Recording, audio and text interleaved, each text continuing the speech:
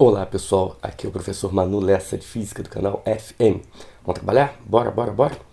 Trouxe para você aqui hoje assuntos da UERJ, como diz Fábio Costa.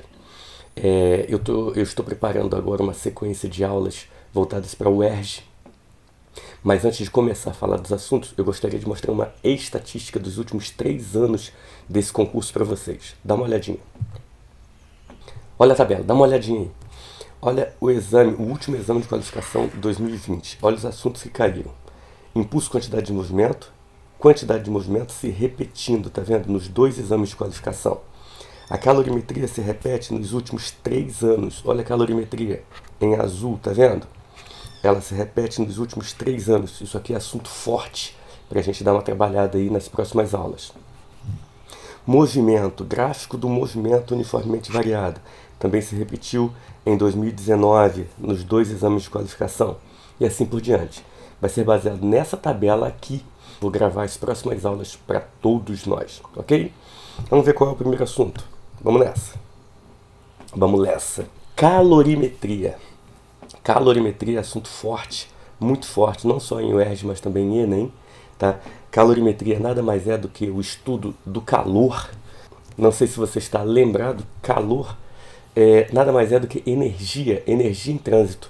Energia que passa de um corpo para o outro, desde que haja diferença de temperatura entre eles. Fica atento porque o calor pode ser classificado de 2 maneiras distintas, dependendo do efeito dele sobre o corpo. Como assim, tio? Como assim? O calor pode ser dito sensível se ele provocar no corpo variação de temperatura. Então, deu calor para o corpo, por exemplo, a temperatura subiu, esse calor é classificado como sensível.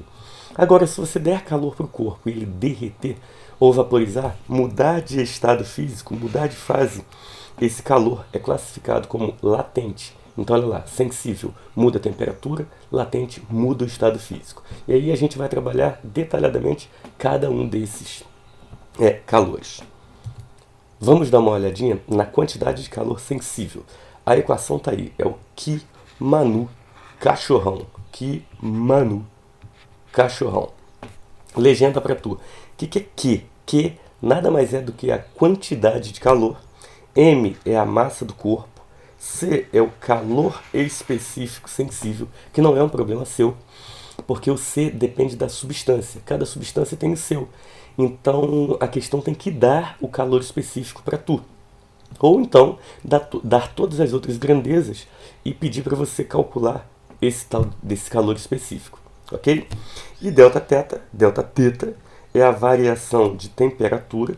Lembrando sempre que a variação de temperatura é sempre a temperatura final, menos a temperatura inicial do corpo. Só como exemplo, apenas como exemplo.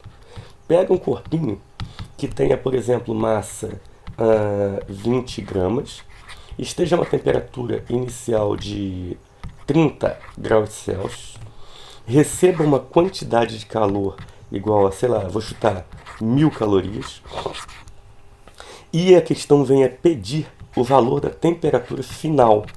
Naturalmente, essa questão é obrigada a dar o calor específico, que eu vou inventar aqui 0,1 cal por grau Celsius. Ok? Naturalmente, é mera aplicação de fórmula. A quantidade de calor nessa questão foi dada, está valendo 1000. A massa chutada, inventada, está valendo 20. O calor específico é 0,1. A variação de temperatura é sempre a temperatura final menos a inicial. A final é o que eu gostaria de saber. Eu vou deixar indicado, θF. A inicial foi dada, inventada por nós, 30. Vou desenrolar isso aqui.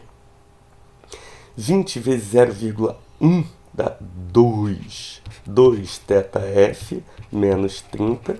Isso aqui é igual a 1000. Se você passar o 2 para lá dividindo, ou melhor, cortar o 2 aqui, você vai obter 500 é igual ao θF menos 30. Passa para lá, o θF vai ser igual a 500 mais 30 do verbo 530 graus. É uma temperatura bem alta, não sei que corpo é esse, mas vale o exemplo. Tranquilo? Mera aplicação de fórmula. O próximo calor é o calor latente, quantidade de calor latente. A formulinha já está na tela. Que manu lindo! M é M de quê? M de Márcia, massa. E L, calor específico latente. Mais uma vez, não é problema seu. Isso aqui tem que ser dado na questão, porque depende da substância. Agora, se você comparar com a outra fórmula, que manu, cachorrão, você vai ver que nessa estrutura existe variação de temperatura, enquanto nessa aqui não há. Por que será? Justamente porque quando uma substância pura muda de fase, muda de estado físico, a temperatura permanece constante. A temperatura não muda. Se você tiver um bloco de gelo isolado a 0 graus Celsius e esse gelo começar a derreter, enquanto o último grama de gelo não derreter, a temperatura permanece constante. Isso aí fica claro num gráfico que também é da química, que é uma curva de aquecimento. Trouxe para tu aí, ó, dá uma olhadinha na curva de aquecimento. Esse gráfico mostra como varia a temperatura θ de um corpo em função da quantidade de calor recebida. Repare que logo no início a temperatura do corpo é θI. Ao receber calor, a temperatura aumenta, muda. Essa quantidade de calor Q1 ela é classificada como sensível, mudança de temperatura. De B para C, repare que a temperatura não muda. Chegamos à temperatura de fusão. O corpo vai começar a fundir, derreter. E aí a temperatura se mantém constante de B para C. Essa quantidade de calor Q2 é classificada como latente. Depois que derreteu, o corpo volta a se aquecer de C para D, chegando lá na temperatura de ebulição. Essa quantidade de calor Q3 é uma quantidade de calor que volta a ser sensível, porque a temperatura volta a mudar. E por último, de D para E, a temperatura volta a permanecer constante. Essa quantidade de calor Q4 ela é classificada como latente. O corpo entra no estado de vapor e aí o vapor se aquece, me dando uma quantidade de calor Q5, que é uma quantidade de calor sensível. Se você reparar na curva de aquecimento, a formação de patamar está sempre associada à mudança de fase, à mudança de estado físico. Isso fica claro, caiu na UERJ recentemente, só não me lembro o ano. Deixa eu ver se eu trouxe a questão para tu.